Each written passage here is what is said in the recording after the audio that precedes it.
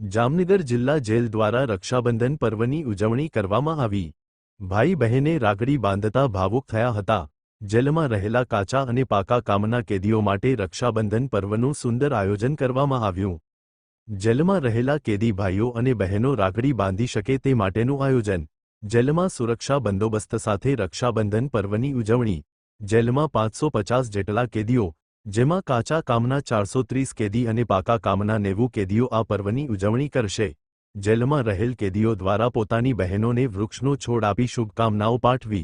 પર્યાવરણની જાળવણી માટે દરેક કેદી ભાઈઓ દ્વારા દરેક બહેનોને વૃક્ષારોપણ માટે એક છોડ ભેટ સ્વરૂપે આપવામાં આવ્યો। Bite Balbhadrasinh Raijada, jailer, Jamnagar. અહેવાલ પરાક્રમસિંહ રાણા। આજરોજ જામનગર જિલ્લા જેલ ખાતે રક્ષાબંધન પર્વનું આયોજન કરવામાં આવેલ છે, જેમાં જેલમાં રહેલ 550 કેદીઓ ભાઈઓ છે તેમને આજે એમના બહેનોએ રાખડી બાંધેલ છે। અને જે ભાઈઓ તરફથી પણ એક અમે નાના વૃક્ષનું વિતરણ કરેલું છે, જે બહેનો એમના ઘરે જઈને એ વૃક્ષનું વાવેતર કરશે, જેથી પર્યાવરણની જાળવણી પણ થઈ શકશે।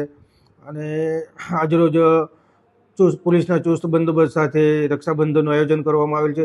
જેલમાં રહેલ બહેન કેદીઓ પણ એમના ભાઈઓને આજે રાખડી બાંધી શકશે એવું એક આયોજન કરવામાં આવેલ છે।